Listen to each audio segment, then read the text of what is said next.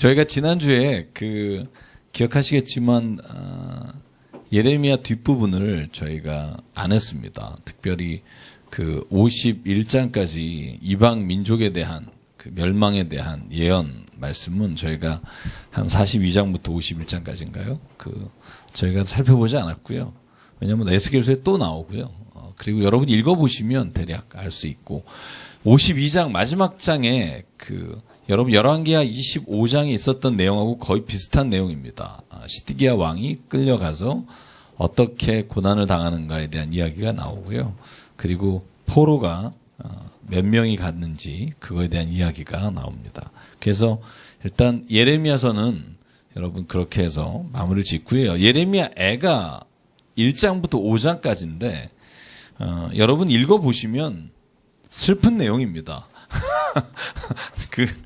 제가 이야기는 뭐 특별히 제가 여러분에게 같이 또 이야기를 나누고 설명드릴 이야기보다는 읽으시면서 여러분 보시면 알겠지만 1장, 2장, 4장이 어떻게 시작하냐면 한국말 번역에도 슬프다 이렇게 시작합니다. 그래서 애갑니다. 슬프다. 그러니까 예루살렘 성전이 무너진 것을 바라보면서 슬프다라고 외치는 장면으로 시작하고 있고요. 그래서 70인역에 보면 70인역이 어떤 성경이죠? 여러분 70인역 그러면 어제도 제가 이거 가지고 한 시간 동안 제가 설명을 드렸는데 어떤 분이 오셔서 질문을 해서 70인역 그러면 헬라어 성경입니다. 그죠? 그러니까 원래 히브리어로 성경이 쓰였잖아요. 구약 성경이. 그런데 구약 성경을 이제 BC 3세기 그러니까 말라기 이후에 소위 이스라엘 땅이 이방 민족에 의해서 완전히 지배되고 있을 때 특별히 헬라 그러니까 알렉산더 대왕이 점령하면서부터 여러분 왜 세르투스 왕족이라든지 이스라엘을 BC 4세기부터 다스렸던 그 사람들의 점령함으로 인해서 히브리어를 더 이상 사용하지 않습니다. 히브리어를 모릅니다. 그래서 BC 2세기경에 정확한 날짜는 저희가 모릅니다만 이 히브리어 성경을 헬라어로 번역할 필요가 있어서 헬라어 성경으로 번역한 번역 성경을 70인역이라고 하고요. 캐톨릭이나 기독교가 1500년을 이 70인역 성경을 따라서 성경을 읽었습니다. 여러분 잘 아시겠지만 라틴어로 다시 번역된 이후에 라틴어 성경이 천주교에서 쓰인 공식 성경이고요. 이 성경을 다른 언어로 번역할 수 없게 되어서 모든 나라에서는 라틴어 성경을 신부가 읽으면 다른 사람은 뜻을 전혀 모르는 상태에서 듣기만 했고요. 그러니까 여러분 그게 가능한 겁니다. 뭐가 가능하냐 하면 여러분 소위 말해서 면죄부라는 거 이런 것들이 어떻게 그게 가능하지라고 생각하지만 성경을 아무도 안 가지고 있고요. 성경을 읽을 수도 없고요. 그냥 미사를 드리다가 신부님이 라틴어로 읽고 그걸 설명한 것이 유일하게 성경에 대해서 듣는 거기 때문에 감히 소위 말해서 평신도라고 하는 사람이 그게 잘못된 건지 잘된 건지를 알 수가 없습니다. 그래서 1517년에 개신교 마틴 루터가 95개의 조의 방방문을 썼을 때 여러분 이 사람이 수사였잖아요. 그러니까 성경을 읽을 수 있는 사람이니까 그걸 가지고 반박문을 쓸 수 있죠. 일반 평신도들은 뭔가 이상하다 생각을 해도 거기에 대해서 말할 만한 성경을 가지고 있지 않기 때문에 그래서 제일 먼저 한 게 번역이잖아요. 마틴 루터가 제일 먼저 한 게 이걸 로마서를 독일말로 번역해서 사람들이 읽도록 해야겠다. 이게 가장 먼저 한 걸 보면 저희가 얼마나 성경이라고 하는 것이 사람들의 손에 들어오면서부터 많은 것들이 바뀌었는지 알 수 있고요. 그래서 이 70인역 성경에 보면 이 시작이 이렇게 되어 있어요. 이 에레미야 애가서에 대한 시작이 이제 이스라엘이 사로잡혀가고 예루살렘에 황폐해진 후에 예레미야는 주저앉아 울면서 예루살렘에 대한 애가를 지었다라고 하면서 이 본문이 시작되고요. 그래서 제가 오늘 이 예레미야 애가를 전체를 다 설명드리지는 않겠습니다. 여러분 읽으시면 예레미야의 마음 아픈 모든 심정이 여러분 읽혀지리라고 믿고요. 그래서 오늘 5장만 같이 읽고 그냥 마치도록 할게요. 예레미야가 예루살렘 성전에 무너진 걸 보면서 마지막 예가 1절부터 22절까지 쭉 읽고 한번 오늘 예레미야 예가를 마치고 에스겔로 넘어갈게요. 1절 제가 읽을게요. 여호와여, 우리가 당한 것을 기억하시고 우리가 받은 치욕을 살펴보옵소서.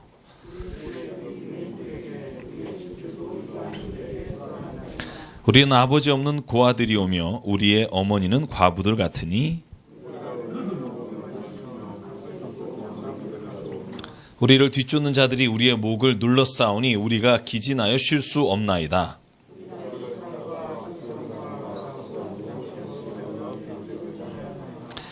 우리 조상들은 범죄하고 없어졌으며 우리는 그들의 죄악을 담당하였나이다. 광야에는 칼이 있으므로 죽기를 무릅써야 양식을 얻사오니 대적들이 시온에서 부녀들을 유다 각 성읍에서 처녀들을 욕보였나이다.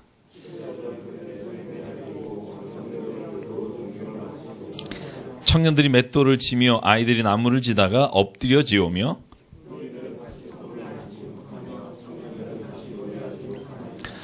우리의 마음에는 기쁨이 그쳤고 우리의 춤은 변하여 슬픔이 되었사오며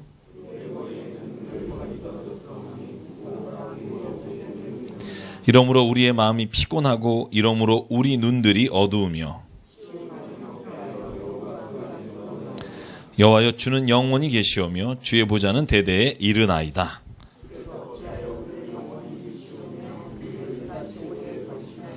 여호와여, 우리를 주께로 돌이키소서. 그리하시면 우리가 주께로 돌아가겠사오니 우리의 날들을 다시 새롭게 하사 옛적 같게 하옵소서. 주께서 우리를 아주 버리셨사오며 우리에게 진노하심이 참으로 크시니이다. 아멘 하기가 좀 마지막이 그렇죠. 네. 이 예레미야 예가를 예레미야가 썼다 안 썼다 아직도 좀 논의가 좀 있습니다만 어쨌든 이 예레미야 예가를 읽어보면 그 예루살렘 성이 멸망한 것에 대해서 이스라엘 백성들은 거의 하나님이 자기들을 버리셨다라는 생각을 가지고 있을 정도의 심정이라는 걸 알 수 있고요. 오늘 에스겔서를 저희가 읽어보면 에스겔서가 이 하나님께서 이스라엘 백성으로 하여금 얼마나 그들을 돌아오기를 원하시고 또한 그들을 정말 좀 이런 말하면 뭐합니다만 굉장히 협박하시는 장면이 많습니다. 너네 정말 그렇게 되면 큰일 난다. 너네들 정말 칼로 망한다. 지진으로 망한다. 사나운 짐승으로 망한다. 불로 타 죽는다. 이렇게 계속 앞부분 여러분 읽으셨잖아요. 그죠? 읽어보면 좀 무서운 이야기가 좀 많습니다. 에스겔서가 좀 어려워요. 이 48장까지 쉽지 않습니다. 여러분 꼼꼼하게 읽으시고 쉬운 성경을 읽으셔야 읽으실 수 있고요. 제가 오늘 여러분 나눠드린 거 오늘 안 가져오신 분 계신데 하나 복사 좀 주시고요. 제가 에스겔서 1장부터 나기 전에 개론 좀 하고 넘어가겠습니다. 에스겔이란 뜻이 뭘까? 여러분 에스겔이란 이름의 뜻이 뭐라고 제가 말씀드렸죠? 거기에 하나님이 강하게 하신다. 단련시킨다라는 뜻입니다. 에스겔은 하나님이 단련시키신다. 어떻게 단련시키시느냐? 에스겔은요, 저희가 이제 참고로 읽어보겠지만, 자, 에스겔은 어디에서 하나님을 만나서 하나님의 예언을 하느냐? 어디죠? 이스라엘이 아닙니다. 그죠? 예루살렘이 아니고요. 어디죠? 바벨론. 그죠? 바벨론에 끌려가서 그발 강가라고 하는 곳에서 지금 하나님이 자기를 부르시는 예언을 적고 있는 거고요. 바벨론에 왜 끌려갔죠? 성경 오늘 1장에 1, 2, 3, 4절에 보면 좀 대충 알 수 있게 돼 있는데요. 바벨론에 끌려간 이유는 BC 597년에 어떤 일이 일어나냐 하면 제가 지난주에도 한번 설명을 드렸습니다만 자, 609년에 요시야 왕이 죽습니다. 전투에서 무기또 전투에서 죽습니다. 그리고 난 다음에 왕이 세워지죠. 누구죠? 여호아스가 왕을 하는데 몇 개월 하죠? 3개월입니다. 아주 짧게 하고 애굽으로 끌려간 다음에 그 다음에 세워진 왕이 누구죠? 여호와김. 김씨입니다. 11년 동안. 왜 11년이냐 하면 여러분 609년에 요시아가 죽고 여호아스가 3개월 하고요. 11년 계산하면 597년이 나옵니다. 그죠? 제가 우리가 계산하는 법과 하고 이스라엘이 여름으로 떨어지기 때문에 그죠? 중간이라고 말씀을 드렸고요. 이 597년에 끌려가잖아요. 끌려갈 때 포로로 끌려갈 때 다 끌려갑니다. 같이 끌려간 사람 중에 하나가 누구냐면 에스겔입니다. 그래서 에스겔은요. 1차 포로라고 하죠. 1차 포로로 끌려갔을 때 바벨론에 끌려가서 거기서 환상을 보면서 바벨론에서 예루살렘 성전에서 일어난 일들을 이따가 보시겠지만 공중으로 하나님의 머리채를 끌고 가서 예루살렘의 북쪽문에 가서 보여주시고 그것을 기록하라 하시는 장면들이 있어요. 그래서 에스겔은요 바벨론의 그발강가에서 하나님의 부르심을 받습니다. 그의 나이가 25 정도라고 돼 있고 에스겔서 29장에 보면 22년 정도를 예언합니다. 22년. 그러니까 22년이면 아직 포로에서 돌아오지 못하고 에스겔은 예언을 마칩니다. 그런데 이 에스겔이 예언하던 시기에 바벨론의 포로로 같이 끌려간 사람들이 있을 거 아니에요. 그죠? 그런 사람들하고 예루살렘 성전에 있던 사람들이 어떤 갭이 있냐면요. 예루살렘 성전이 멸망한 게 몇 년이죠? 586년 혹은 7년. 그죠? BC 586년인데 11년 정도의 시간차가 있잖아요. 11년 정도의 시간차가 있는 동안 오늘 에스겔서를 여러분 중점적으로 보실 때 관심을 가져야 되는 게 뭐냐면 하나님이 에스겔을 통해서 예루살렘 성전에 있는 사람들이 11년 동안 아직 멸망이 일어나지 않으니까 우리는 괜찮다라고 말하는 사람들이 많아졌어요. 그래서 속담에 이르기를 이런 표현들이 에스겔서에 많이 나옵니다. 속담에 이르기를 예루살렘은 가마솥이요 우리는 고기라고 한다. 이 말은 걔네들은 굉장히 좋은 표현으로 쓰는 거예요. 하나님 우리를 보호해 주신다. 그런데 에스겔은 뭐라고 말하냐면 그거 하나님 보호해 주신 게 아니다.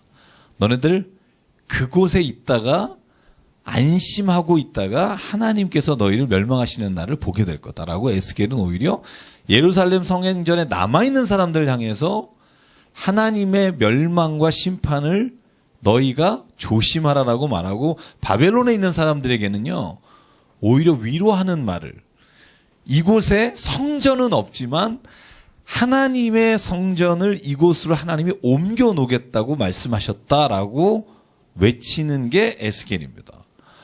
그래서 여러분 읽다 보면 이게 무슨 말인지 저도 좀 지금 읽을 때마다 좀 이렇게 헷갈리는 부분들이 있는데 같이 좀 잡아가도록 하고요. 그래서 에스겔서에 보면 에스겔서의 저자는 에스겔이고요.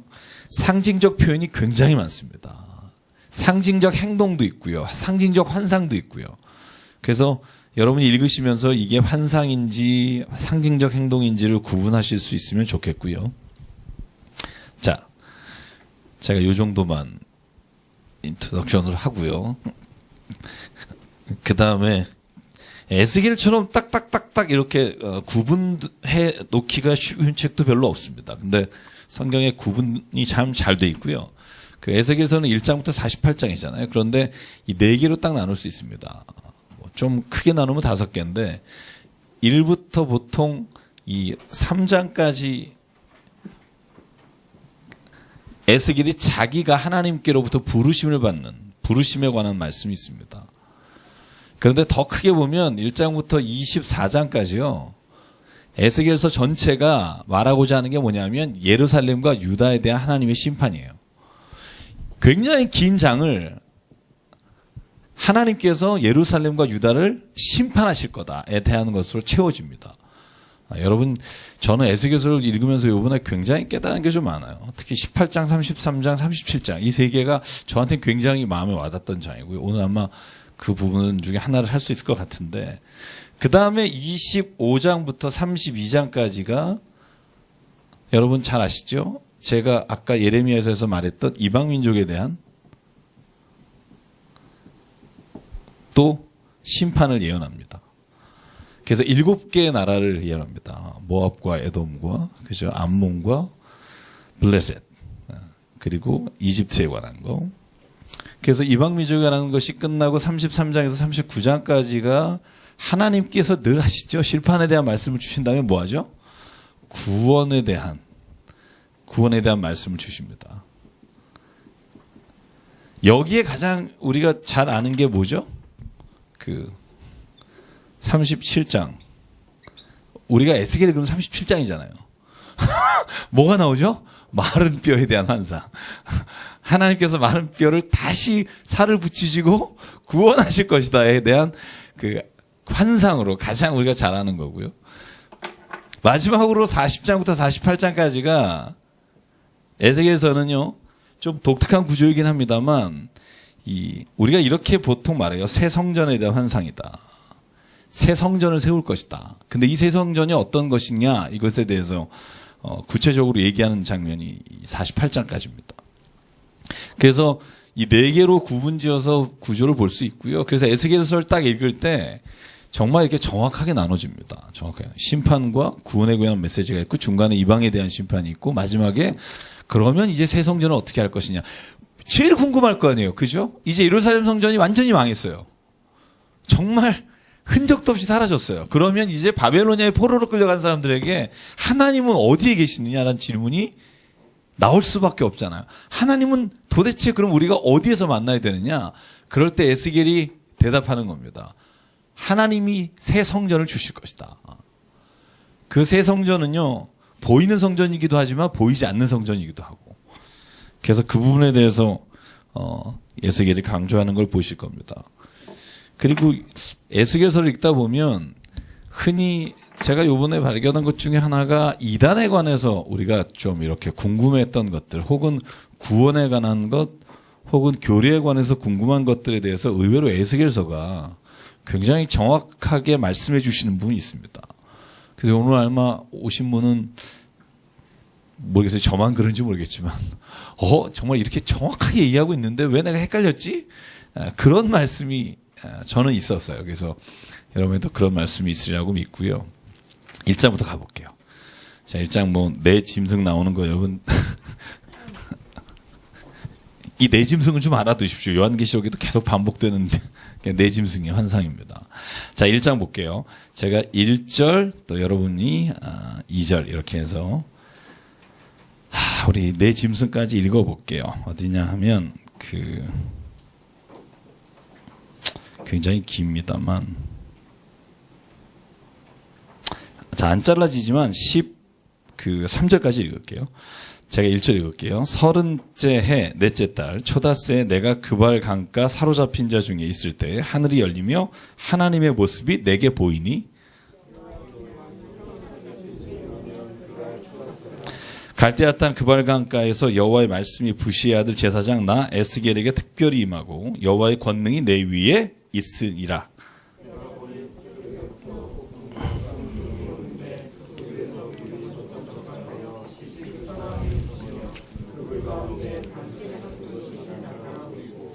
그 속에서 내 생물의 형상이 나타나는데 그들의 모양이 이러하니 그들에게 사람의 형상이 있더라.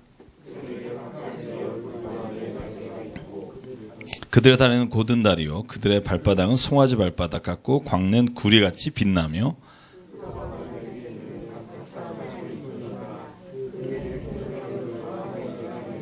날개는 다 서로 연하여 갈 때에는 돌이키지 아니하고 일제히 앞으로 곧게 행하며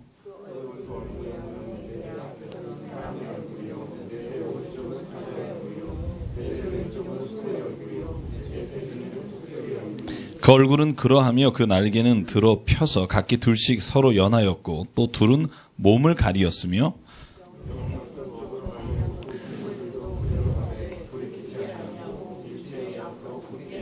또 생물들의 모양은 타는 숯불과 횃불 모양 같은데 그 불이 그 생물 사이에서 오르락 내리락 하며 그 불은 광채가 있고 그 가운데서는 번개가 나며 그 생물들은 번개 모양같이 왕래하더라. 아멘. 이게 무슨 말일까요? 제가 이걸 한번 인터넷으로 쳐보면요. 이거에 대해서 자세히 설명한 모든 그 글들은 대부분 이단입니다. 제가 오늘 한번 이거에 대해서 그림이 있나 쳐봤더니 이거에 관해서 강의를 하시거나 이거에 관해서 설교를 하신 분은 주로 그쪽 분들이세요. 이게 요한계시록에 여러분 읽어보시면 똑같은 표현들이 참 많이 나와요. 요한계시록 4장 6절 7절에 내 생물에 관한 이야기가 똑같은 이야기가 반복돼요.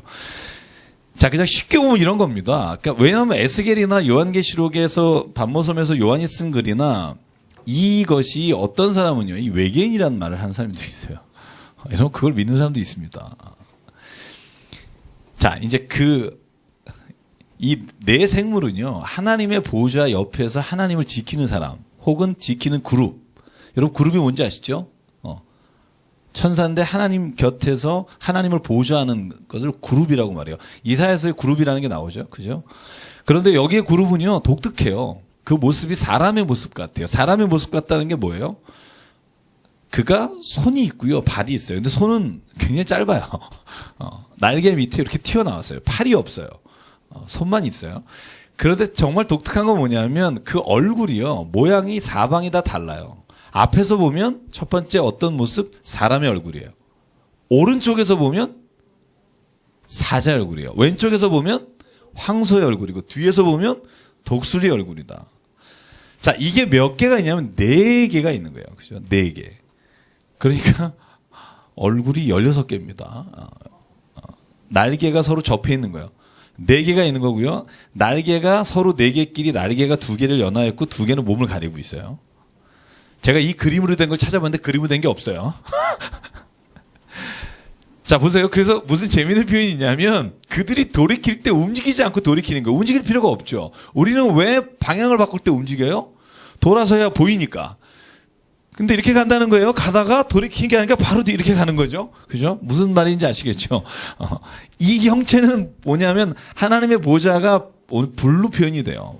불이 하나님의 영광, 하나님의 그 임재하심에 대한 표현인데 하나님의 영광과 하나님이 임하실 때 이 오늘 보는 이 생명체라고 해야 되나, 하여간 그룹이라고 해야 되나, 여기에는 그냥 환상 가운데 본 모습이라고 돼 있는데 이 얼굴이라고 그냥 합시다. 이 얼굴을 가진 형체가 4개가 한꺼번에 나타나서 하나님의 보좌를 곁에서 지키고 있는데요. 이 4 짐승을 이렇게 말해요. 보통 짐승이라는 표현보다는 앞에 사람, 그죠? 오른쪽에 있는 사자, 황소, 그다음에 독수리를 차준희 교수님이라는 분이 이렇게 표현해요. 이 땅에 존재하는 생명체 중에 각각의 대표가 되는 거다. 그러니까 모든 생물 가운데 하나님의 걸작품이 있는 사람. 그다음에 사자는 여러분 들짐승이라고 하죠. 모든 들과 산을 다니면서 가장 대표적인 짐승. 황소는 가장 사람들이 사용하는, 그죠? 사람들 가축이라고 표현하는 거기에 대표적인 것. 그다음에 독수리는 나는 짐승들을 대표하는 것. 그래서 상징적인 의미로 봤을 때 하나님의 보좌를 지키고 있는 것은 모든 이 땅에 있는 생명체들을 상징하고 있다고 표현하는데 어떤 분은 이걸 그대로 외계인이라고 표현하는 사람도 있었어요. 그래서 그렇게 표현하는 사람은 이제 앞으로 듣지 마시면 되고요. 왜 이걸 썼느냐가 중요하죠. 왜 이걸 굳이 썼느냐, 에스겔이. 여기서 쓰는 이유는 딱 하나예요. 하나님이 오늘 자기에게 임하셔서 하나님의 주시는 입의 말씀을 전하라고 하셨는데 그 핵심이 뭐냐면 하나님의 영광이 이제 예루살렘에서 떠나시겠다고 하시는 겁니다. 하나님이 여태까지 예루살렘 가운데 성전 안에 계셨던 그 영광이 이제 하나님이 스스로 그곳을 떠나시겠다고 에스겔에게 보여주시는 장면입니다. 자, 볼까요? 오늘 그래서 자기에게 나타나셨다는 표현이 오늘 성경에 나와 있는데, 자, 오늘 26절 한번 볼까요? 26절, 27절, 28절 같이 읽죠. 자, 시작. 그 머리 위에 있는 궁창 위에 보좌 형상이 있는데 그 모양이 남보석 같고 그 보좌 형상 위에 한 형상이 있어 사람의 모양 같더라. 내가 보니 그 허리 위의 모양은 단쇠 같아서 그 속과 주위가 불 같고 내가 보니 그 허리 아래의 모양도 불 같아서 사방으로 광채가 나며 그 사방 광채의 모양은 비 오는 날 구름에 있는 무지개 같으니 이는 여호와의 영광의 형상의 모양이라. 내가 보고 엎드려 말씀하시는 이의 음성을 들으니라. 자, 굉장히 복잡한 이야기를 했지만 에스겔이 말하는 건 하나님의 그 형상, 하나님의 영광이 바벨론 그발 강가에 있는 자기에게 오셨다는 거예요. 이걸 어떤 주석가는 이렇게 표현하더라고요. 하나님 신방 오셨다. 하나님이 거기까지 오셨다. 그죠? 그발 강가에 있는 나를 찾아서 하나님이 오셔서 친히 그 영광을 내게 보여주셨다. 그걸 말하기 위해 보통 그 당시에 혹은 이스라엘에서 쓰는 하나님의 임재하시는 모양의 이 생물, 생명체, 그 모양을 자세하게 설명하고 있고요. 그리고 나서 2장이 그겁니다. 하나님이 이제 에스겔을 부르시는 겁니다. 뭐라고 부르죠? 인자야. 인자야라는 단어가 에스겔에 93번 쓰입니다. 굉장히 많은 겁니다. 여러분 48장에 93번이면 거의 한 장에 2번 이상 쓰인다는 거예요. 인자야, 인자야. 원래 히브리어로 하면 이 벤 아담이라는 뜻이에요. 벤 아담. The son of man이라는 뜻이고 이 인자라는 표현이 예수께서 신약에서 인자가 올 때라고 자기를 표현하시는 단어와 같은 의미입니다. 조금의 차이는 있습니다. 여기에서 말하는 인자는 영원히 사는 재림하시는 주님의 모양은 없습니다. 하나님이 창조하신 것 중에 가장 좋은 것이라는 표현은 있을 수 있지만 주님이 내가 다시 이 땅에 오시겠다, 인자가 올 때 하시는 소위 말해서 메시아로서의 모습은 여기엔 없고요. 그 차이는 있지만 이 단어는 똑같은 단어를 예수께서 쓰시고요. 뭐라고 말합니까? 하나님이 제일 먼저 하시는 말씀이 뭐냐면 네 발로 일어서라. 내가 너에게 말하겠다. 그리고 하시는 말씀이 뭐냐면 네가 가서 내 말을 전해라. 근데 그 다음 말이 재밌죠. 사람들이 안 들을 거다. 오늘 자 4절 볼게요. 3, 4절 같이 볼게요. 시작. 내게 이르시되 인자야 내가 너를 이스라엘 자손 곧 패역한 백성 나를 배반하는 자에게 보내노라. 그들과 그 조상들이 내게 범죄하여 오늘까지 이르렀나니 이 자손은 얼굴이 뻔뻔하고 마음이 굳은 자니라. 내가 너를 그들에게 보내노니 너든 그들에게 말하기를 주 여호와의 말씀이 이러하시다 하라. 그런데 6절에 보면 그들은 패역한 족속이라도 그 말을 두려워하지 말며 그 얼굴을 무서워하지 말라. 그 사람들이 안 들을 거지만 그거에 대해서 주눅들지 말라. 7절 그들은 심히 패역하다. 그들이 듣든지 안 듣든지 너는 내 말을 무조건 전해라. 그리고는 입을 벌리라. 그리고선 먹여주시는 게 있어요. 뭘 먹이죠? 두루마리 책입니다. 하나님의 말씀을 먹으라고 말합니다. 이거 환상이겠죠? 그죠? 진짜 드셨을까요? 저는 모르겠습니다만 굉장히 두껍거든요. 굉장히 이 두루마리가요.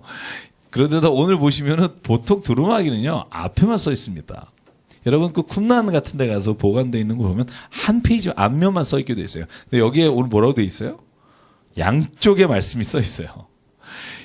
이게 어떤 긴박함을 보여주는 것 같아요. 저도 읽으면서 왜 양쪽이라고 표현했을까? 근데 얼마나 하나님이 하시고 싶은 말씀이 많았으면 양쪽에 쓰여진 그 두루마리기를요 먹으라는 겁니다.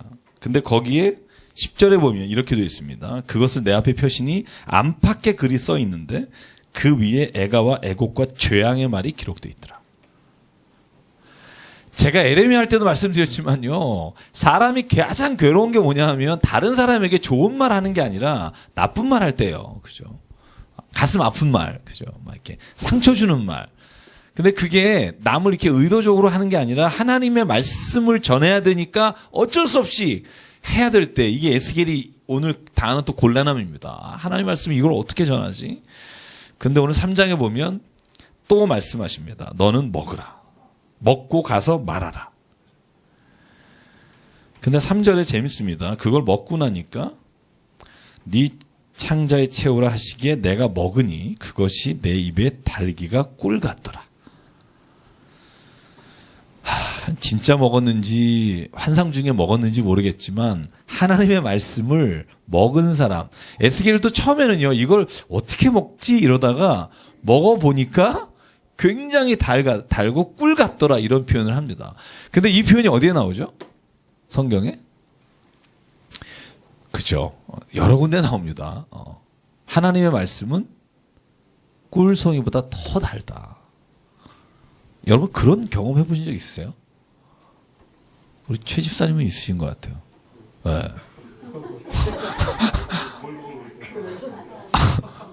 굉장히 제가 당황스럽네요.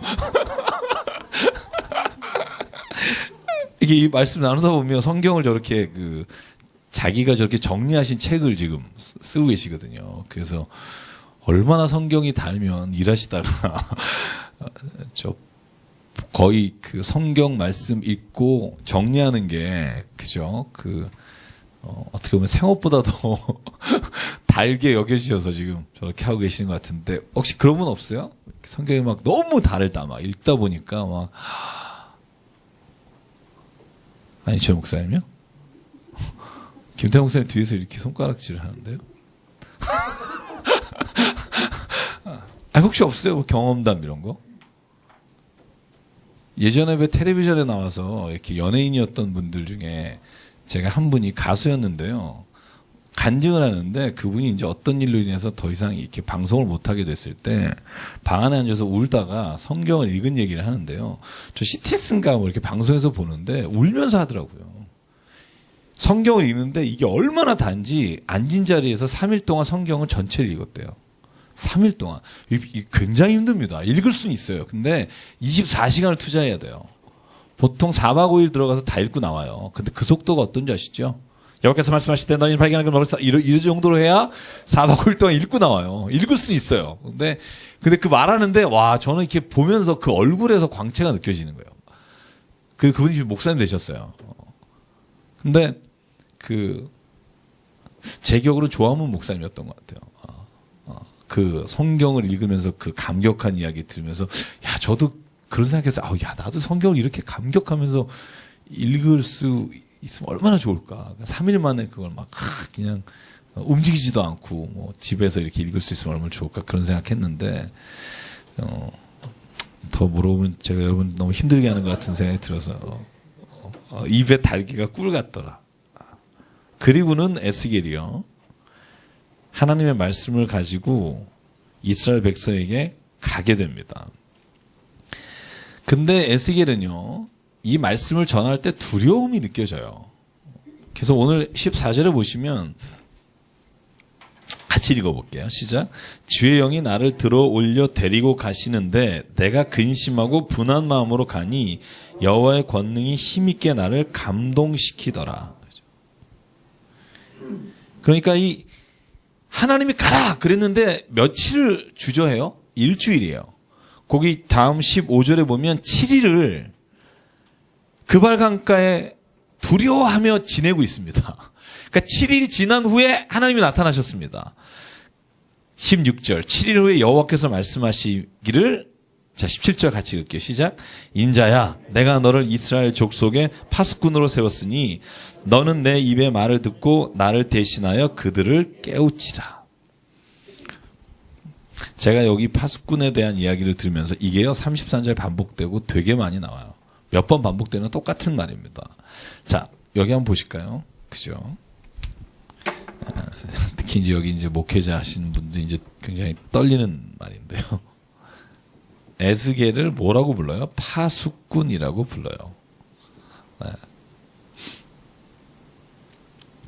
그런데 에스겔에게 7일 동안 움직이지 않으니까 하나님이 파수꾼을 세운 이유를 말씀하시고 파수꾼이 하나님의 말씀을 전하지 않았을 때 무슨 일이 일어나는지를 얘기하신 장면인데요. 괴롭습니다.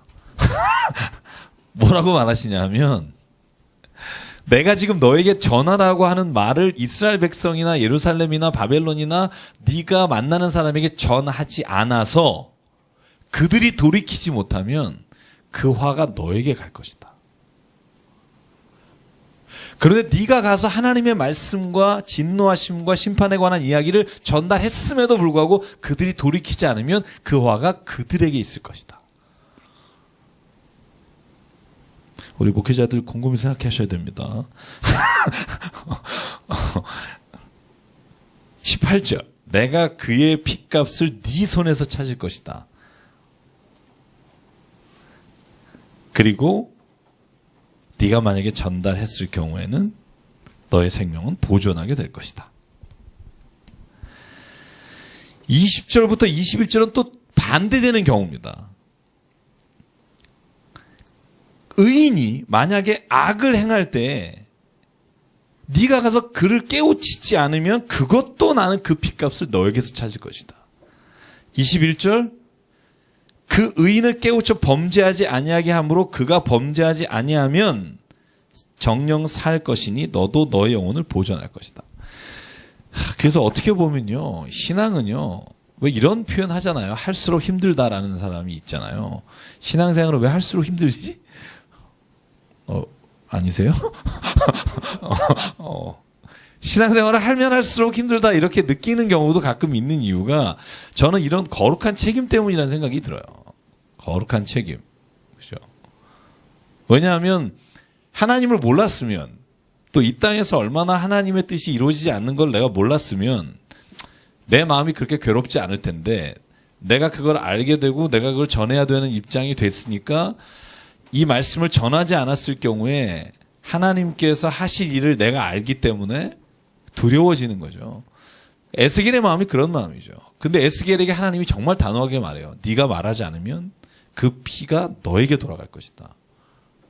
여러분 이 말은요, 마태복음 10장에 예수께서 그 제자들을 파송하실 때도 나와요. 니들이 가서 그 집에 평안을 빌어라. 빌어서 안 받으면은 그 사람들이 그 사람에게 평안이 너에게 갈 것이다. 근데 이걸 좀 더 과격하게 말하면 네가 만약에 그걸 전하지 않았을 경우에 그들에게 가는 화가 너에게 간다. 이게 하나님의 파수꾼 일을 맡은 사람에게 오늘 하나님께서 주시는 말이에요. 일주일 동안 고민하고 발걸음을 띄지 못하는 에스겔에게 하나님이 던지는 질문입니다. 그렇게 말하니까 23절. 내가 곧 엎드립니다. 에스겔이. 그러니까 24절. 같이 25절까지 읽을게요. 시작.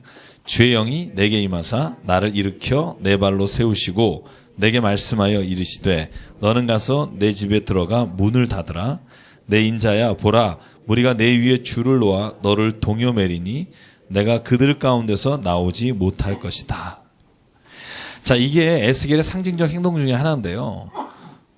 하나님이 에스겔이 그렇게 전달하기로 주 앞에 엎드려서 말씀을 드리려고 하니까 그를 동요매서 집안에 가둬놓고 동요맵니다. 그리고 혀를 입천장에 붙게 해서 말을 못하게 합니다.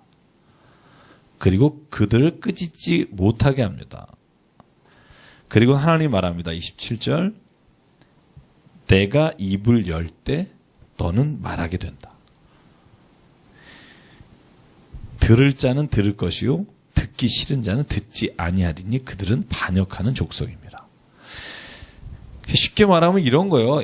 그 대신 에스겔이 입을 열면 하나님이 에스겔이 모든 하는 말에 동행하여 주시겠다. 예레미야에서의 가장 힘들었던 게 뭐죠? 예레미야가 예언하면서 가장 힘들었던 건 누구 때문이죠? 기억하시겠어요? 보통 말씀을 전하는 사람들이 아니죠. 누가 제일 힘들었죠? 누가 예레미야를 감옥에 가두고 웅덩이에 쳐놓고 그랬죠? 거짓 선지자죠. 그죠? 거짓 선지자들이 예레미야를 괴롭게 하고 힘들게 하고 예레미야가 말하는 것을 거스렀던 것처럼 에스겔도 마찬가지입니다. 에스겔서에서도 거짓 예언자에 관한 이야기들이 계속 반복해서 나옵니다. 거짓 예언자가 잘 쓰는 말이 뭐냐 하면 거짓 예언자는 평안하다, 평안하다. 잘 될 거다, 잘 될 거다. 그렇게 말하는 자는 거짓 예언을 하는 자다. 조금 이따 자세하게 말합니다. 거짓 예언하는 사람은 어떤 사람인지 나중에 보도록 하죠. 그리고 나서 4장. 좋은 얘기했다고 다 거짓 예언자는 아니고 이런 오해가 있구나. 자, 4장 5장에 보면요, 예루살렘이 이제 포위를 당합니다. 예루살렘이 이제 완전히 포위를 당하고 멸망될 것에 대한 상징적 행동으로, 제가 예레미야 할 때 에스겔서의 환상에 대해서 말씀드리면서 했던 얘기예요. 오른쪽으로 며칠을 들어놓자죠. 390일. 5절에 보시면, 왼쪽으로 390일, 오른쪽으로 40일. 이 390일을 뒤에 친절하게 말해요. 6절에 보면 하루를 1년으로 계산해라. 이 390일, 소위 390년을 어디서부터 언제까지를 말하는 걸까? 대충 보면요, 북이스라엘과 남유다가 갈라진 때가 BC 922년이죠. 그죠? 여러분, 그 사울과 다윗과 솔로몬이 120년입니다. 그죠? 40년씩. 그리고 나서 922년쯤에 갈라지고요. 그리고 나서 예루살렘이 멸망할 때까지를 계산하면 멸망하고 다시 돌아오는 시기까지 538년경까지 계산하면 390년 정도가 나옵니다. 그래서 이때를 390년의 기간으로 생각하는 학자들이 제일 많고요.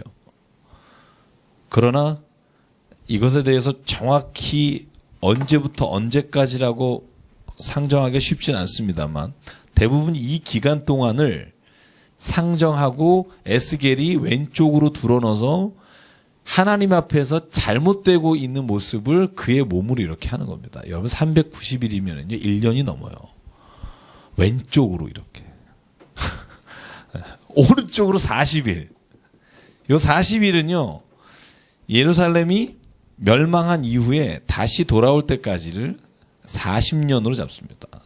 그래서 이 40일을 그 기간으로 보는 겁니다. 어쨌든 에스겔이 왼쪽으로 오른쪽으로 자면서 뭘 보여주냐고 하면 예루살렘이 곧 멸망할 것이다라는 걸 보여주는 거예요. 왜? 하나님께서 이스라엘에게 원하시고 예루살렘에게 원했던 일들을 그들이 행하지 않기 때문에. 가장 큰 죄가 뭐죠? 이사야, 예레미야, 에스겔에 나오는 가장 큰 죄. 우상 섬기는 죄. 그죠? 이따가 또 그것도 계속해서 나옵니다만.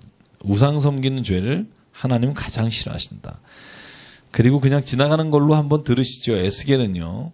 밀과 보리와 콩과 팥과 조와 귀리를 390일 동안 먹어요. 그래서 저는 이거 오곡백합 얼마나 맛있나 이런 생각했는데요. 주석을 보니까 이걸 혼합해서 만든 빵은요 정말 맛없대요. 거칠고 모르겠어요. 한번 이거 7개 넣어서 한번 만들어 보시면 모르겠는데, 그래서 이 모든 행동들이 뭘 상징하냐면 예루살렘이 하나님의 뜻을 떠나 그들이 기근을 당하게 될 것이고 그 뒤에 하루에 20세켈 가지고 먹는 걸 보면 가나안 20세켈이면요 여러분 g으로 하면 228g이에요. 한 끼 228g이면 굉장히 작은 양입니다. 그러니까 이스라엘에 올 기근을 자기가 지금 하고 있고요. 물 여러분 흰 6분의 1 흰이라고 했을 때 흰이 3.6리터인데요. 이거 6분의 1이면 0.61리터예요. 이거 먹고 굉장히 적은 양입니다. 보통 하루에 우리 1리터, 2리터 먹으라 막 이러잖아요. 그죠? 그 다음에 12절 보리떡처럼 여러분 이건 좀 저도 굉장히 이 비유와 환상과 이 행동에 대해서는 좀 보리떡처럼 먹어라. 이 보리떡은요 여러분 숯불로 구워서 먹는 걸 보리떡을 먹을 때 그렇게 먹어요. 그죠? 보리빵이라고 해야 되는데 어쨌든 번역은 보리떡으로 돼 있는데 그런데 이걸 어떻게 먹으라냐면 인분에 구워 먹으라고 돼 있어요. 인분.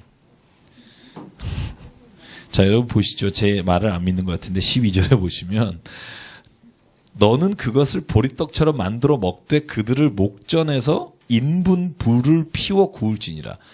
쉽게 하면 사람 똥에다가 이 굳은 똥이죠. 거기다가 이 지금 말한 빵을 구워 먹으라는 거예요. 그랬더니 에스겔이요. 다른 건 다 받아들이는데 여기서 반발해요. 이것만큼은 못하겠습니다. 그런데요. 못하는 이유가 더러워서가 아니라 오늘 볼까요? 저는 여태까지 이렇게 부정한 일을 해본 적이 없습니다. 여호와여 14절 나는 영혼을 더럽히는 일이 없었습니다. 어려서 지금까지 스스로 죽은 것이나 짐승에 찢긴 것 먹지 않았고 가증한 고기를 먹지 않았습니다. 왜 이런 말을 했을까요? 여러분 인부는 부정하다고 신명기 24장에 나와요. 그리고 여러분 뭐 기억나시는 분 있을지 모르겠지만 레위기서의 7장에 보면 인분으로 구워서 먹는 것을 부정하다고 돼 있어요. 그러니까 에스겔이 뭐라고 말하냐면 내가 지금 인분 뭐 더럽고 이런 게 아니라 하나님이 금지하는 것을 내가 지금 행하면서 할 수 없습니다. 그러니까 하나님이 뒤로 물러나요. 그래? 그러면 인분이 아니라 쇠똥으로 먹어라. 아, 참 친절하신 하나님이세요. 그죠? 인분은 내가 법을 어기니까 율법을 어기니까 안 됩니다. 그랬더니 하나님 친절하시게 그러면 여호와께서 이르시되 보라 쇠똥으로 인분을 대신해서 먹어라. 자 이제 이게요 에스겔이 그의 삶에서 이렇게 행동으로 보여준 일이겠지만 이 일을 왜 하느냐를 보면 이런 거예요. 이스라엘 백성이 하나님 앞에 얼마나 범죄하고 물러났고 떠나 있는지를 하나님이 에스겔을 통해서 보여주시고 앞으로 예루살렘 성에 닥칠 고난과 기근과 어려움 실제로요. 아까 말씀드린 이 597년에 느부갓네살 왕이 바벨로니아에 침공해서 예루살렘 성을 포위해서 거의 3년 동안 그 성 안에 아무것도 못 들어가게 포위를 하고 굶겨 죽이는 거예요. 굶겨 죽일 때 이거보다 더 심한 일들이 일어나요. 뒤에 나오죠. 아버지가 자식을 잡아먹고. 그러니까 지금 이 정도를 상징적 표현으로 보여준 게 오히려 약한 거예요. 야간 거죠.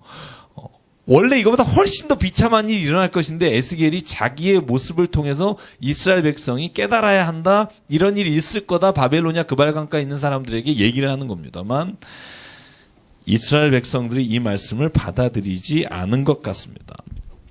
그래서 5장을 볼까요? 5장을 보시면 또 에스겔은요. 하나님의 말씀을 전하기 위해 또 상징적 행동을 합니다. 참 에스겔은 참 힘든 분이었어요. 여러분 저는 에스겔 존경하기로 했어요. 이 머리하고 수염을 싹 깎아요. 깎아서요 3등분해요. 아, 난 이렇게 하라면 못할 것 같아요. 기철아 설교할 때 올라가서 뭐 해라 이렇게 하라면 얼마나 고민할까. 그죠? 머리털을요 3등분합니다. 3분의 1은 어디에다가 어떻게 하라 그래요? 어디에 가서? 성읍 안에 들어가서 그것을 어떻게 합니까? 그죠. 불사르고. 3분의 1은 칼로 치고. 3분의 1은 바람에 흩어버리고. 자, 왜 3분의 1은 성읍에서 불태우고요. 그죠? 그 다음에 왜 3분의 1은 칼로 확 머리카락을 칼로 어떻게 할지 모르겠습니다만 왜 그렇게 하라 그랬냐면 하나님께서 예루살렘 성전을 멸망시키실 때 어떻게 하실지에 대해서 보여주시기 위해 자기가 가지고 있는 것들을 다 사용하는데 성 안에서 죽는 자가 3분의 1일 것이고 불태워서 죽는 자. 실제로 예루살렘 성전은요. 불타서 멸망했습니다. 그리고 열왕기 하 25장 읽어보시면 이따가 그 말이 나오는데요. 성벽을 뚫고 들어가요. 성벽을 뚫고 들어갈 때 여러분 마지막 왕 시드기야가 그 뚫린 성벽을 통해 도망가다가 잡히잖아요. 그래서 아들 죽는 거 보고 눈이 뽑힌다. 이게 나와요. 그래서 그 안에 들어가서 칼로 죽은 자가 3분의 1이고 그리고 나서 3분의 1은 이 포로처럼 흩어버리겠다. 그거에 대한 상징적 행동으로 에스겔이 자기의 머리털과 수염을 깎아서 3분의 1씩 나누어서 사람들 앞에 보여줍니다. 그런데 재밌어요. 그 중에 남은 몇 개를 가지고 어디다 넣어라? 여기 보시면 3절에 네 옷자락에 싸고 터럭이라는 게 그겁니다. 그죠? 그 가운데 얼마를 불에 던져라. 그 속에서 불이 이스라엘 온 족속에 나오리라. 이게 여러분 남은 자라는 말 들어봤죠? 이사야에서 나온 남은 자, 그죠? 하나님이 그 가운데서도 남은 자를 살려주실 것이고 그 남은 자 중에서도 불타는 자가 있겠으나 하나님이 그 남은 자를 통해 이스라엘을 회복하실 것이다. 이게 에스겔 33장부터 나오는 핵심입니다. 하나님께서 남은 자를 어떻게 회복하시는가에 대한 겁니다. 33장 이따가 잠깐만 보겠습니다만. 그래서 참 저는 에스겔 이분을 보면서 참 세상에서 제일 힘들게 예언하신 분인 것 같아요. 그래서 여러분 에스겔서 읽을 때 무릎 꿇고 읽어야 될 것 같다는 생각을 굉장한 분이시다. 자, 15절만 볼게요, 제가. 내 노와 분과 중한 책망으로 내게 벌을 내린즉 너를 둘러싸고 있는 이방인들에게 내가 수치와 조롱거리가 되고 두려움과 경고가 되리라. 나 여호와의 말이니라. 이게 예루살렘을 향한 이스라엘 백성을 향한 말입니다. 굉장히 잔인하죠? 그죠? 16절 같이 읽을까요? 시작.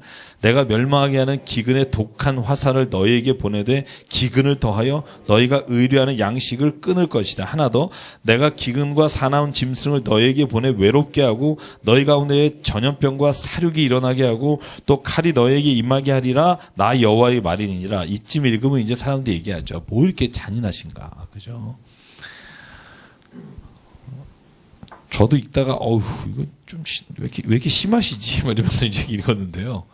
6장 가면 더 합니다. 전염병에 죽고 칼에 엎드리고 기근에 죽으리라 계속 나오고요. 근데 우리가 성경을요. 그래서 제가 늘 말씀드립니다만 부분 읽으면 그래요. 제가 33장 같이 먼저 볼게요. 33장을 보면 하나님이 이렇게 말씀하시는 이유가 있어요. 그 33장을 읽으면서 제가 이 앞에 게, 저는, 하나님이 이런 마음이시구나 하는 걸 저는 보게 되는데 여러분이 이제 오늘 24장까지 읽으라 그래서 아마 24장까지 읽은 거로 알고 있어서 제가 맛보기로만 한번 읽을게요. 자, 11절, 12절인데요. 먼저. 제가 이걸 읽고 나서, 진짜 하나님이 이런 마음이시니까 그렇게 말씀하셨구나. 라고 생각했고요. 볼게요. 11절, 12절, 33장 시작. 너는 그들에게 말하라. 주 여호와의 말씀이니라. 나의 삶을 두고 맹세하노니 나는 악인이 죽는 것을 기뻐하지 아니하고 악인이 그의 길에서 돌이켜 떠나 사는 것을 기뻐하노라. 이스라엘 족속아 돌이키고 돌이키라. 너의 악한 길에서 떠나라. 어찌 죽고자 하느냐 하셨다 하라. 인자야 너는 내 민족에게 이르기를 의인이 범죄하는 날에는 그 공의가 구원하지 못할 것이요 악인이 돌이켜 그 악에서 떠나는 날에는 그 악이 그를 엎드려뜨리지 못할 것인즉 의인이 범죄하는 날에는 그 의로 말미암아 살지 못하리라. 자, 이유가 뭐냐 하면 하나님이 이거예요. 내가 그렇게 너희들에게 독하게 말할 때 악한 일에서 돌이켜라. 내가 그걸 위해 너희에게 이렇게 말한다. 그런데 더 이상 너희의 죄악을 보고 있을 수 없기에 내가 너희에게 선언하는데 너희가 지금이라도 아무리 악한 자라도 그 길에서 돌아서면 내가 너희를 용서해 주겠다. 그 뒤에 12절 13절을 보면요. 너희가 지금 의인일지라도 만약에 돌이켜 악한 자가 되면 과거에 네가 의롭게 한 일 때문에 구원받을 자가 없다. 무서운 말입니다. 14절은 반대로 네가 악인이었을지라도 악인은 죽을 거다라고 내가 말했을지라도 그러나 돌이켜 자기에 대해서 떠난 자는 내가 반드시 그를 살려줄 것이다. 하나님은 늘 우리가 뭐 이런 말 하잖아요. 지금이 중요하지 과거에 내가 옛날에 내가 한때는 뭐 이런 분들 많죠. 내가 한때는 막 진짜 막 교회에서 그러지 말라는 거예요. 그죠? 옛날에 한때는 이런 건 아무 소용이 없다. 하나님은 지금 네가 뭘 하고 있고 지금 네가 어떤 믿음으로 나를 기억하느냐 나는 그것이 가장 중요하다. 그래서 18절 19절 같이 읽을게요. 그것만 시작. 만일 의인이 돌이켜 그 공의에서 떠나 죄악을 범하면 그가 그 가운데서 죽을 것이요 만일 악인이 돌이켜 그 악에서 떠나 정의와 공의대로 행하면 그가 그로 말미암아 살리라. 여기에서 이제 신약에 오직 의인은 믿음으로 말미암아 살리람과 같으니라 하는 바울의 고백도 나오고요. 저는 그래서 우리 에스겔서 쭉 읽다 보면 24장까지 하나님이 심판하실 거에 대한 경고의 메시지가 나오는 부분이 굉장히 읽으면서 하나님 왜 이렇게까지 라는 생각이 들 때가 있어요. 그런데 하나님이 그걸 또 미리 알고 이렇게 에스겔에게 시켜요. 뭐냐면 니네들이 혹 이렇게 말할 거다. 하나님 너무한 거 아닙니까? 우리를 왜 다 죽이려고 하십니까? 그러면 에스겔아 너는 가서 이렇게 말해라. 내가 너희를 죽이려고 하는 게 아니라 니네들이 나를 떠난 거다. 그걸 먼저 기억해라. 그게 에스겔에게 먼저 주시는 말씀이에요. 항상 그걸 기억해라. 너의 선조들 혹은 너의 늙은이들, 너의 지금 지도자들이 말할 거다. 하나님이 너무하다. 그러나 나는 너희들에게 에스겔을 통해 말한다. 너희가 지금 행하는 일을 봐라. 너희가 행하는 그 일에 내가 하는 결과는 오히려 약한 것이다. 그러면서 에스겔을 머리를 잡고 예루살렘 성전으로 끌고 가서 이방신을 4가지 우상을 섬기는 것. 그죠? 여러분, 그 읽으신 기억나죠? 이제 그쪽으로 한번 가볼게요. 자, 6장, 7장 보시면 이스라엘 산들에 대한 심판에 관한 게 6장입니다. 왜 산들일까?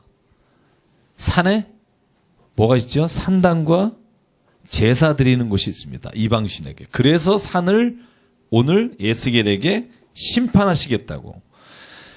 자, 주 여호와께서 말씀하십니다. 너의 신당을 면할 것이다. 4절. 너의 제단들이 황폐하고 분향 제단들이 깨뜨려질 것이다. 이스라엘 자손의 시체를 그 우상 앞에 둘 것이다. 이유는 뭐냐? 7절 같이 읽죠. 시작. 너희가 죽임을 당하여 엎드려지게 하여 내가 여호와인 줄을 너희가 알게 하려 함이라. 10절 시작. 그때야 그들이 나를 여호와인 줄을 알리라. 13절의 맨 끝. 내가 여호와인 줄을 너희가 알리라. 14절의 맨 끝. 내가 여호와인 줄을 그들이 알리라. 그러니까 하나님이요 이렇게 하는 이유는 딱 하나예요. 내가 너희의 하나님인 줄을 너희가 이제는 알아라.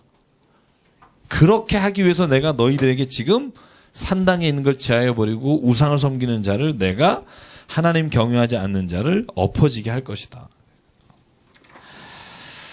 7장 넘어가 볼게요. 자, 마지막 날 끝이 왔다. 끝이 왔다. 제왕이 왔다. 여기는요. 하나님의 재앙이 임했을 때 어느 누구도 도망갈 자가 없다는 겁니다. 자, 10절 볼까요? 볼지어다 그날이 로다 볼지어다 임박하도다. 정한 재앙이 이르렀으니 몽둥이가 꽃이 피며 교만이 싹이 났도다. 포악이 일어나서 죄악의 몽둥이가 되었은즉 그들도 그 무리도 그 재물도 하나도 남지 아니하며 그 중에 아름다운 것도 없어지리라. 그러니까 모든 것이 그 마지막 때에는 다 진멸하게 될 것이다. 15절 밖에는 칼이 있고 안에는 전염병과 기근이 있다. 16절 도망가는 자는 산 위로 피하여 자기 때문에 골짜기 비둘기처럼 슬피 울 것이다. 그런데 19절이요. 오늘 에스겔이 하나님의 말씀을 통해서 주는 말씀인데 뭐냐 하면 그때는 참 같이 읽죠. 시작. 그들이 그 은을 거리에 던지며 그 금을 오물같이 여기리니 이는 여호와 내가 진노를 내리는 날에 그들의 은과 금이 능히 그들을 건지지 못하며 능히 그 심령을 족하게 하거나 그 창자를 채우지 못하고 오직 죄악의 걸림돌이 되미로다. 아멘. 이 말이 미리 와야 된다는 거죠. 이거에 대한 깨달음이. 그죠? 그날에 깨달으면 늦는다는 거죠. 너가 지금 막 귀하게 여기는 은과 금이 그때는 거추장스러울 뿐이다.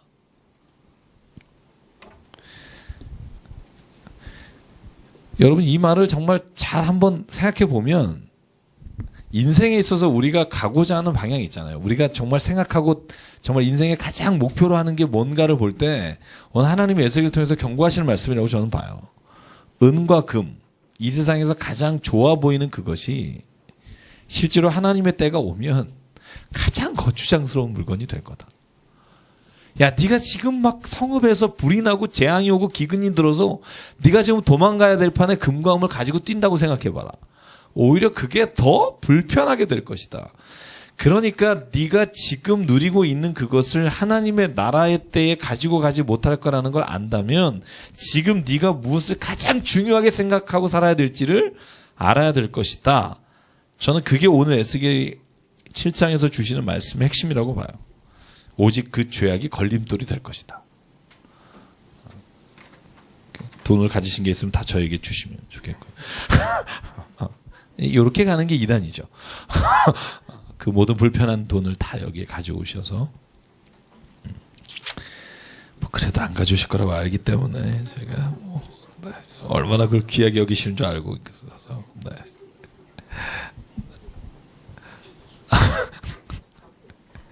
자, 8장 갈게요. 8장. 8장이 그거예요. 제가 좀 아까 말씀드린 하나님이 에스겔의 머리채를 붙잡고 예루살렘 성으로 끌고 가요. 이 환상 가운데 그 곳으로 간 거겠죠. 그죠? 자, 보시죠. 8장에 보면 불같은 모양으로 또 아까 1장에 말한 그 형상이 나타나고요. 그리고 나서 3절에 보면 재미있습니다. 같이 읽을게요. 시작. 그가 송 같은 것을 펴서 내 머리털 한 모순을 잡으며 주의 영이 나를 들어 천지 사이로 올리시고 하나님의 환상 가운데 나를 이끌어 예루살렘으로 가서 안뜰로 들어가는 북향한 문에 이르시니 거기에는 질투의 우상 곧 질투를 일어나게 하는 우상이 자리가 있는 곳이라. 네 가지 우상이 나타납니다. 하나는 질투의 우상이고요. 하나는 이방인의 관습을 쫓는 우상입니다. 그리고 또 하나는 담무스라고 하는 우상이에요. 또 하나는 14절이고요.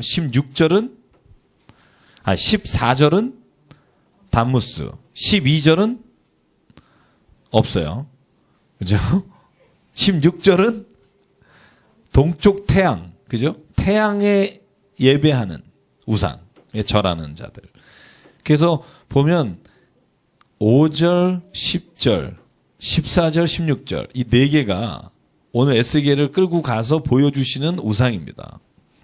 자, 그런데 이게 하나씩 다 그 상징하는 것들이 있어요. 특별히 오늘 그 3절, 3, 4, 5절에 나오는 질투의 우상, 그러면 5절에 나오는 질투의 우상은 우리가 흔히 이걸 아세라라고 말해요. 왜냐하면 이 아세라 여신이죠. 아세라 여신이 실은 이 질투의 우상이라고 불리고요. 요시야 때 이 아세라 신을 섬기는 산당 제하여 버렸으나 다시 그 뒤에 므낫세를 비롯한 왕들이 다시 세웁니다. 그걸 보여주십니다. 그런데 재밌는 건요. 이 네 가지 우상이 다 어디에 있냐면 성전 뜰에 있어요. 그러니까 예루살렘 성전 뜰, 북쪽 문에 들어가서 안뜰과 혹은 심지어 성전과 노뚜멍 사이. 그죠?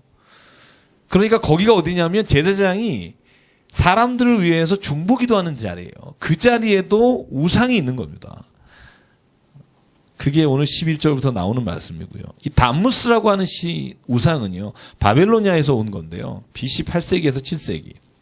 이 우상이 소위 말해서 바벨로니아의 가장 그 왕성하게 되는 시기 이전에 그들을 이끌어갔던 신이라고 보여지고요. 그래서 하나씩 보면 다 이방에서 온 신들입니다.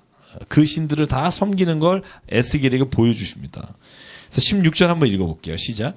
그가 또 나를 데리고 여호와의 성전 안뜰에 들어가시니라. 보라, 여호와의 성전 문 곧 현판과 제단 사이에서 약 25명이 여호와의 성전을 등지고 낯을 동쪽으로 향하여 동쪽 태양에게 예배하더라. 그래서 하나님이 18절에 말씀하십니다. 그러므로 나도 분노로 갚아 불쌍히 여기지 아니하며 긍휼히 여기하지 아니니 그들이 큰 소리로 내게 부르짖어도 내가 듣지 아니할 것이다. 여러분 이 경구는요 계속 반복됩니다. 여러분 읽다 보면 나는 그들을 불쌍히 여기지 않을 것이며 긍휼히 여기지 않을 것이며 듣지 않을 것이다. 왜? 그들이 내가 말한 것으로 돌이키지 않으면.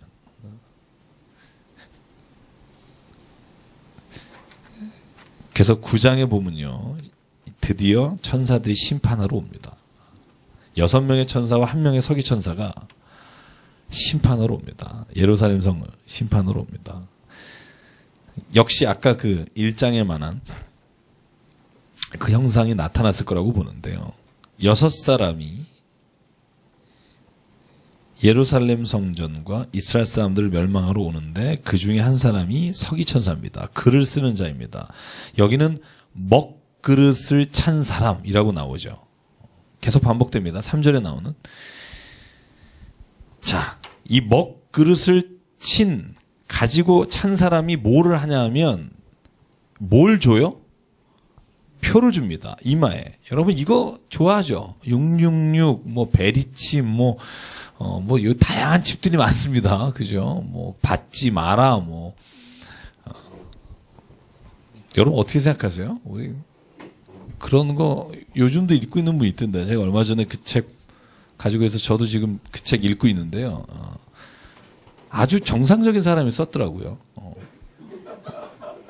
정상적인 사람이 썼어요. 정상적인데 썼어요. 여러분 666이라는 게 그 단 숫자라고 생각하십니까?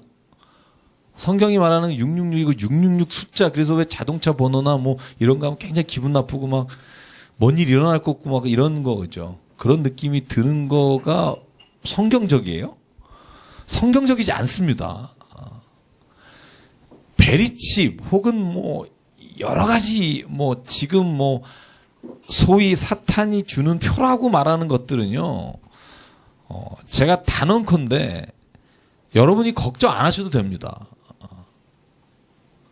왜 이렇게 말씀드릴 수 있냐면 성경은요 2가지가 나와요. 하나는 표를 받지 마라 하는 게 나오고요. 오늘 에스겔처럼 표를 받아야 사는 경우가 있어요. 오늘은 반대예요. 그 먹을 차신 분이 이마에 표시를 주는 사람만 살아요. 그 표를 안 받으면 죽어요. 마치 출애굽기에 그죠? 문설주의 피를 안 바르면 죽듯이. 그러니까 이 칩은 뭐고 저 칩은 뭐고 막 이렇게 복잡하게 생각하실 게 없어요. 하나님이 인을 치신다 혹은 하나님께서 살리신다 하는 사람은 딱 하나예요. 하나님 믿는 사람이에요. 그 외 어떤 표식 자체가 사람을 구원으로 이끌어가는 표는 세상에 없습니다. 예수 그리스도로 말미암아 구원의 기쁨과 감격을 가진 표 외에 어떤 것도요 우리가 받아도 안 되는 표 없어요.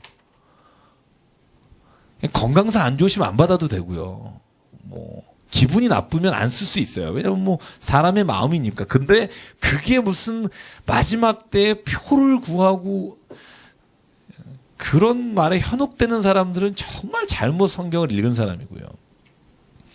여기에요. 오늘 이마에 표를 그려라. 그리고 그 표를 그리는 사람만 살 것이다. 이렇게 말하고 있잖아요. 그런데 이 표라고 했을 때 원어로 보면요. 이게 마지막 글자를 말해요. 마지막 글자. 여러분 히브리어의 마지막 글자가 뭔지 아십니까? 타우 혹은 타르라고 해요. 우리 히브리어 배운 사람 많이 있기 때문에 저도 다음 주부터 히브리어 배우러 아주 어떤 한 분이 저를 데리고 일주일 내내 하겠다 그래서 타브 혹은 타르라고 하는데 이걸 고대 표식으로 하면 이 글자를 이렇게 씁니다. 무슨 말인지 아시겠죠? 그죠? 이건 제가 쓴 게 아니고 이거 어느 구약 전공하신 분이 쓴 주석에 보면 그래서 이 표식을 받은 사람은 사는 거예요. 이마에 표를 받지 않는다 할 때. 근데 이 표를 누가 받아요? 보실까요? 자, 한번 어떤 사람이 받는다고 돼 있죠? 늙은 자가 받는 거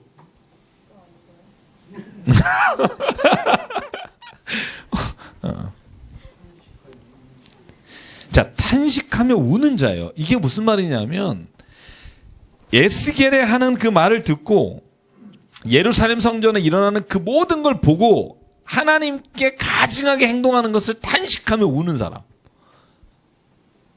탄식하며 하나님 앞에 우는 사람에게 표를 주는 거예요. 이걸 저는 이렇게 말해요. 회개하는 사람이에요. 저는 그렇게 봐요.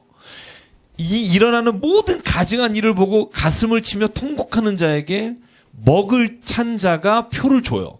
회개하는 자에게 하나님이 표를 주신다는 거죠.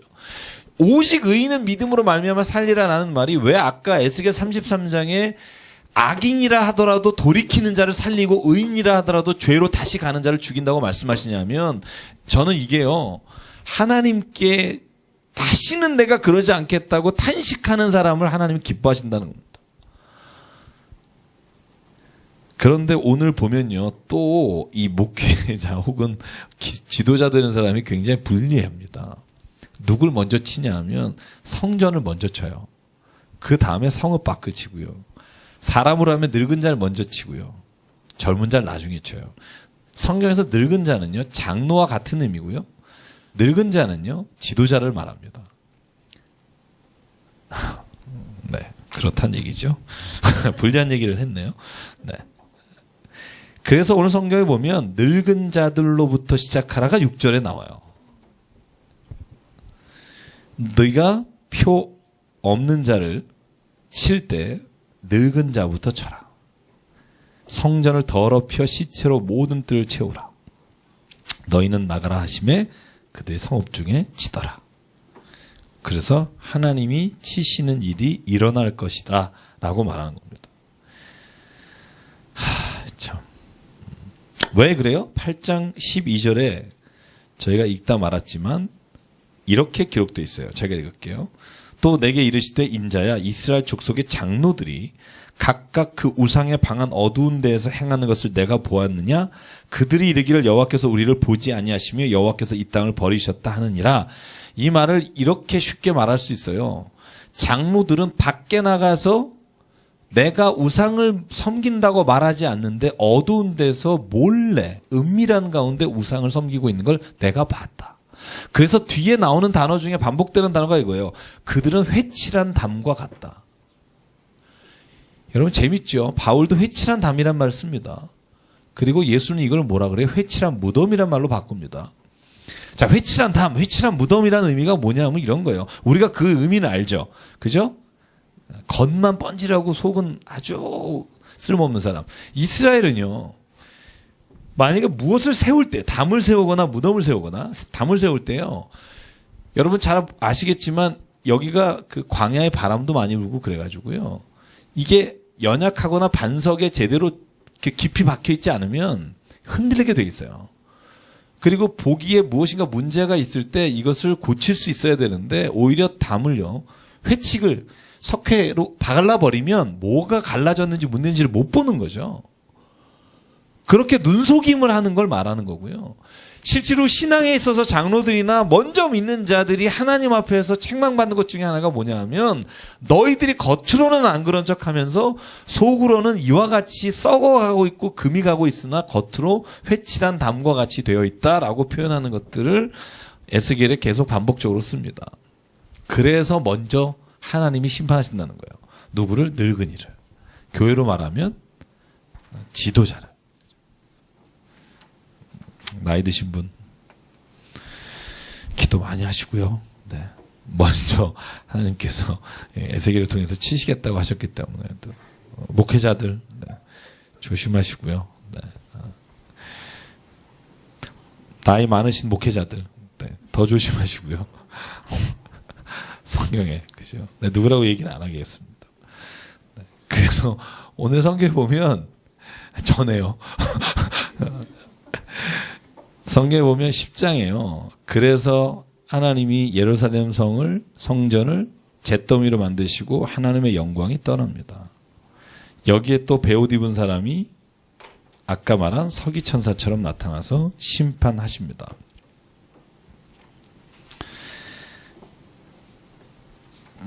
제가 오늘 9장, 이제 거의 여기서 마무리해야 될 것 같네요. 24장까지 가기는 어려울 것 같고, 11장부터는 또 굉장히 설명할 게 많아서, 일단, 여기로 일단 오늘은 마무리를 좀 할게요. 그러면 저는 이런 게 있는 거죠. 하나님께서 심판하십니다. 그리고 아까 읽었지만, 하나님은 에스겔을 통해서 뭐라고 말하냐면, 지금 네가 어떤 모습이냐가 중요하다. 그런데 이런 말이 있다라고 에스겔에게 하나님 말해요. 뭐냐면 너희 중에 아버지가 신 걸 먹으면 자식이 그거로 인해 영향을 받는다. 그게 18장에 나와요. 그래서 제가 여기 이 본문 18장을 오늘 왜 같이 하고 싶냐면 18장에요. 하나님이 얼마나 모든 심판의 중심에 개인에게 관심이 있는지에 대한 얘기가 18장에 나옵니다. 여러분 읽으면서 혹시 그 18장에 읽으면서 이렇게 좀 내가 이런 말씀이 있었네라고 느끼시는 게 있었는지 모르겠습니다만 하나님이 심판을 어떻게 하실까? 그죠? 뭐 하나님께서 뭐 표를 주시고 어떻게 하신다 회개하는 자를 구원해 준다라고 되어 있는데 18장에 보면 정확하게 무슨 말씀이 되어 있냐면 모든 심판의 책임은 가족이나 누구에게 있는 게 아니라 너다. 개인이다. 뭐 가게 흐르는 저주를 끊어라 뭐 이런 이단이 있어요. 그죠? 지금도 활동하고 있고요. 근데 오늘 18장 읽으시면 그 말이 얼마나 잘못된 건지를 알게 됩니다. 자, 아버지가 신포도를 먹으면 아들이 시다고 하면 어찌 됨이냐? 이 말은 뭐냐면 네가 잘못되거나 네가 하나님 앞에서 버림받는 게 니네 부모님 때문이다라는 게 언제까지 있냐면 요한복음 9장. 그죠? 예수께서 오셨을 때까지 있는 거예요. 이 자식이 이렇게 되는 건 소경이 된 건 누구의 잘못입니까? 라고 계속해서 전통과 관습에 따라서 그 자식이 잘못된 것이 부모에게부터 잘못된 거 아니냐. 구원도 마찬가지인 거예요. 그래서 한번 보실래요? 하나님이요 정말 정확하게 말씀해 주십니다. 제가 18장 나중에 할 때도 자세히 말씀드리겠지만 제가 오늘은 두 가지만 찾아볼게요. 이 본문에서 말하려고 하는 게 뭐냐면 자 9절 10절에 볼게요. 내 율례를 따르며 내 규례를 지켜 진실하게 행할진대 그는 의인이니 반드시 살리라. 이 말은 뭐냐면 앞에 우리가 안 읽어서 그런데 이 앞에 무슨 말이 있냐면 어떤 사람이 정의와 공의를 따르고 우상에게 눈을 돌리지 않고 더럽혀지지 않고 줄인 자를 학대하지 않으면 하나님이 그를 반드시 살려줄 것이다. 근데 보십시오 10절에 그런데 그 아들이 나왔다. 그가 아들을 낳았어. 근데 그 아들이 이 모든 선을 하나도 행하지 않고 죄악 중 하나를 범하여 강포하거나 살인하거나 쭉 이런 일을 행하면 13절 이 모든 가증한 일로 인해 그는 죽을 것이다. 그런데 그가 또 아들을 낳았어. 여러분 아주 설명이 아주 정말 친절해요. 할아버지는 하나님의 뜻을 따라 선하게 살아서 그는 살았어. 근데 그 아들인 아버지가 하나님의 뜻과 관계없이 살았어. 그는 반드시 심판을 받아. 그런데 그 손주가 태어났어요. 보실래요? 14절. 손주가 태어났다. 그 아들이 그 아버지가 행한 모든 죄를 보고 두려워하여 그대로 행하지 않고 산이의 재물도 안 먹고 사람을 학대하지 않고 줄인 자에게 음식을 주고 그렇게 살면 17절. 이 사람은 그의 아버지의 죄악으로 죽지 아니하고 반드시 살겠고 그의 아버지는 심히 포악하여 그 동족을 강탈하고 백성 중에 선을 행하지 아니하였으므로 그는 그의 죄악으로 죽으리라. 자 19절 20절 같이 읽을게요. 시작. 그런데 너희는 이르기를 아들이 어찌 아버지의 죄를 담당하지 아니하겠느냐 하는도다. 아들이 정의와 공의를 전하며 내 모든 율례를 지켜 행하였으면 그는 반드시 살려니와 범죄하는 그 영혼은 죽을지라. 아들은 아버지의 죄악을 담당하지 아니할 것이요 아버지는 아들의 죄악을 담당하지 아니하리니 의인의 공의도 자기에게로 돌아가고 악인의 악도 자기에게로 돌아가리라. 너무 정확하게 말하죠. 그죠? 너무 정확하게 말하죠. 어떤 분이 이런 질문할 수 있어요. 마지막으로 출애굽기 20장에 그러면 이런 말씀이 있지 않습니까? 너희가 잘못을 하면 하나님께서 3, 4대에 걸쳐서 그들을 저주할 것이다. 그죠? 그런데 그 말을 보면 3, 4대에 걸쳐서 저주가 있을 거라고 우리가 생각하기 쉽잖아요. 그죠? 근데 이걸 잘 생각하셔야 돼요. 이스라엘에서 그 구약 당시에 3, 4대가 뭘 의미하는지를 알아야 합니다. 3, 4대가요. 유전을 따라서 4대까지 아주 그냥 그 죄 때문에 저주를 당한다는 게 아니라 왜 그쪽 너무 행복하시죠? 네. 네, 뭐 오시죠? 잘못된 아니에요. 네.